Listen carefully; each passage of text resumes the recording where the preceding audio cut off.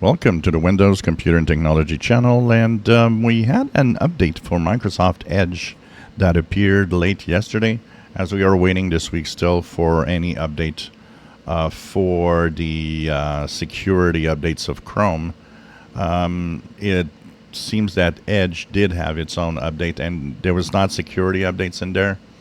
If you go to the Edge browser and go to the upper right corner and the three horizontal dots into help and feedback and about Microsoft Edge, you will see that the browser will be moving to 126.0.2592.87. Now, this fixes one bug that some people have reported.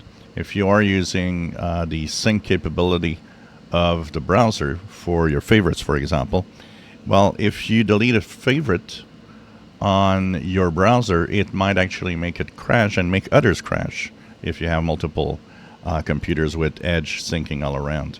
So this is what has been fixed. It's only really a bug of fix for Edge. No security updates in here.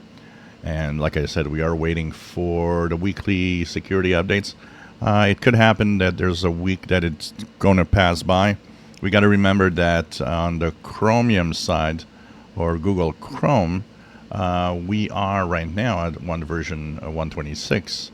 And what's going to happen is either we're going to have some updates this week, or they might be waiting if they're not urgent, and we'll be pushed to a new version 127 that I believe will actually arrive next week. So until then, we'll see what happens. If there are, of course, we will talk about it here. But for now, just a little update on Edge to bring a bug fix when you delete favorites. It might make your browser crash. If you enjoy my videos, please subscribe, give us thumbs up. Thank you for watching.